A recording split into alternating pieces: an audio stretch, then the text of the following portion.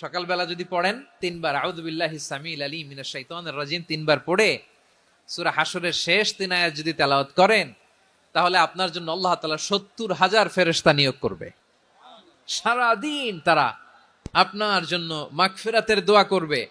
আর ওই দিন ইন্তেকাল করলে আল্লাহ তাআলা শহীদ হিসেবে আপনাকে কিয়ামতের দিন দাঁড় করাবে। আবার সন্ধ্যাবেলায় যদি পড়েন, সারা রাতের জন্য 70,000 ফেরেশতা মাগফিরাতের দোয়া করবে।